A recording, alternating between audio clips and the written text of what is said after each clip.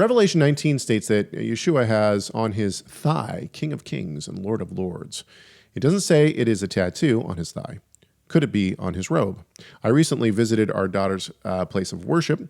The pastor made reference to this and said that Jesus has these titles tattooed on his thigh. Leviticus mentions not to make cuts on your body for the dead or imprints, that is, tattoos on your body. Isaiah 49:16 says he has inscribed us in the palm of his hands. It seems to me that this verse in Isaiah may be a reminder of the crucifixion. I totally agree with you. How are these two different Hebrew words related? Do they mean totally different things? What would you say to this pastor or someone else who believes Yeshua has these titles tattooed on his thigh? You know, this reminds me, I'll actually kick this over to Rob probably first and foremost, just to talk about the language of it. But ultimately, this reminds me, I went to a concert when I was, 16 or 17 years old, and it was a festival. It was a Christian festival, but there was a tattoo booth. They had like a trailer. What? They had a tattoo trailer where you could go in and get your Christian tattoo. And they had all these,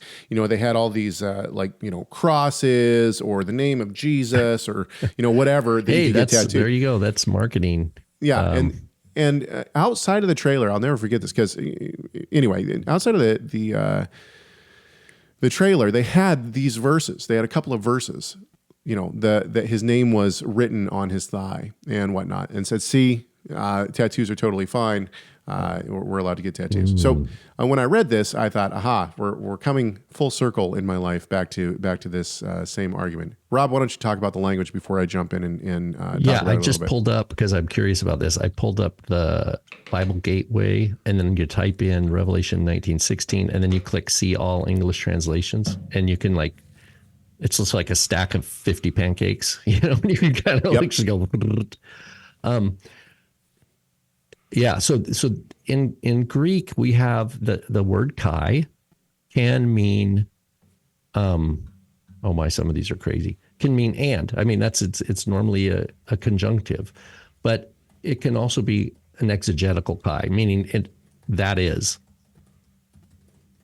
And so I just wanted to see, I'm just skimming to see if any of them say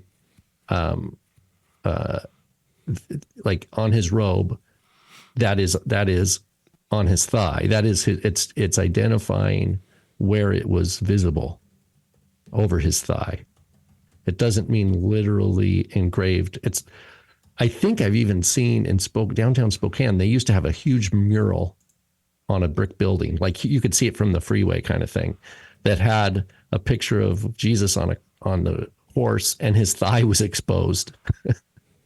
And it literally had like exposing a thigh kind of thing with, and I was just like, wow. So people absolutely have taken this to mean that. And I think it's absolutely wrong. It does not mean on his thigh there's like a tattoo or that it's written on his skin. That's not what it means. ISV. What's the ISV? International Standard Version has on his robe that covers his thigh. So that's.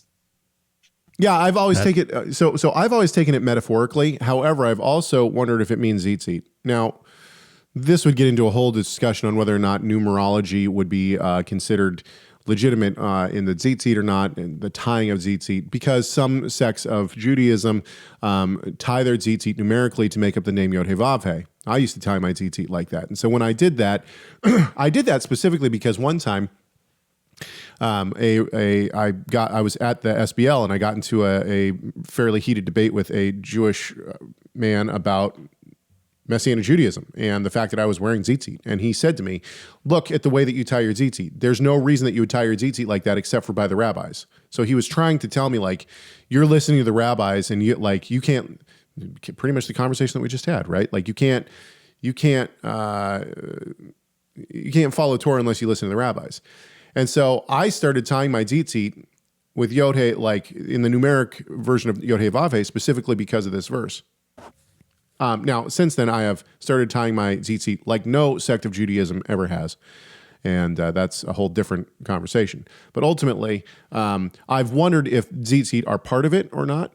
But since that time, I've never been confronted by a rabbi on the way that I've tied my tzitzit before again. So I just kind of abandoned that one.